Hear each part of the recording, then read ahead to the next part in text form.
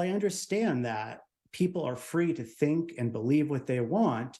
Where that ends is with harassment and intimidation. While Calgary Council was discussing the details to the proposed bylaw to prevent violent acts on drag events, a few were protesting outside City Hall for what they consider a violation to the Canadian Charter of Rights and Freedoms, something which actually protects both groups. Anytime something escalates to physical violence, we need to de-escalate the situation. And I think that for practical reasons, the buffer zone surrounding these events is going to be critical. The changes proposed for the bylaw come as a result of ongoing protests outside recreation facilities, drag readings at libraries, and postponed events where the 2S LGBTQ+ community has been targeted.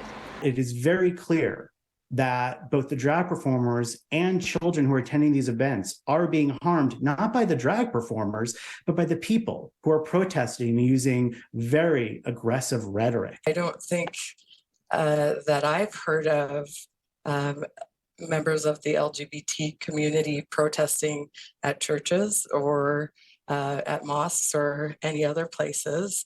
Professor Bierman conducted a survey on thousands of working Canadians, asking questions about financial problems, distrust, and mental distress. He found a direct relation between post-pandemic economic conditions and trust, and says that might be part of the problem. People are looking at a way to direct their anger. When people experience economic problems, when people experience a loss of social trust, they get angry. They look for a reason to blame. And I think part of what's going on with these protests is people are looking for an object to direct their anger about. As for who should be protected, it's hit a nerve somewhere from these very different groups.